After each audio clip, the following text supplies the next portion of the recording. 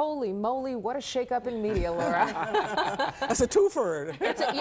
And nobody saw it coming. Yep. It was one, two, right after the other yesterday morning. So what impact will these departures have on each network? Well, primarily in the beginning, financial. These were big money makers, both these guys, particularly Tucker Carlson. He was the highest rated cable host. He brought in tons of money for Fox. And Fox's stock dropped after the announcement. It did, but of course, that $787 million settlement, some people believe that Carlson's, the way Carlson handled himself and his rhetoric had something to do with that, settlement. So there's a lot of controversy there, but these guys are going to, you don't have to worry about them. They'll land somewhere.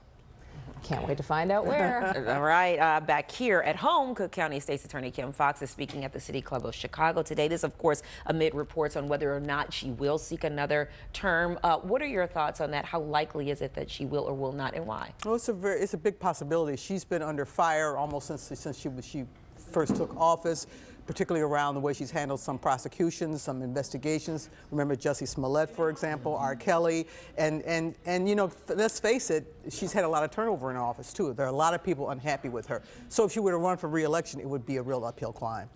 Big announcement this morning, not unexpected. President Biden announced he is in fact seeking re-election.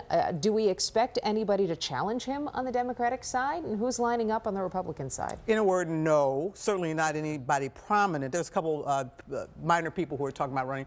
He is the president. If he wants to run, the party's going to line up behind him. Okay. On the Republican side, we've already got several people. Ron DeSantis, Nikki Haley is already in the race to challenge Donald Trump, and you'll expect to see more because Trump's not the incumbent, and Trump has been very controversial lately. So DeSantis hasn't even announced yet, though. He hasn't, but he's building a campaign out right now. He's on an overseas tour. He's right expected, now. and even though he hasn't announced, people see him as the chief rival to Trump at this point. Okay, but do you see a Biden-DeSantis ticket, or do you see a Biden-Trump? I think I see Biden-Trump. They're the two big names. They're both presidents and former presidents.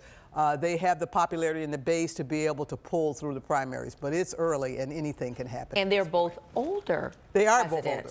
Which we have been talking about and has been in the news too, the fact that their age and how that will play a role in. And I think there are people in both parties that are very unhappy with that. They feel it's time for new blood, new generations, but they also represent stability, certainty. We know who these guys are, and I think there are a lot of people just out there itching for a rematch between Trump and Biden. So I think that's a factor in why Biden, even though there's big questions in the Democratic Party about his age, people also believe he's the best person to go up against Trump. Well, and the Republican side is going to be a very big one in terms of people contending for it, and who knows what will happen. The debates are going to start already in late summer, so it's only a few months away before we're going to really be in the thick of things. And so I'm sure a lot of announcements coming.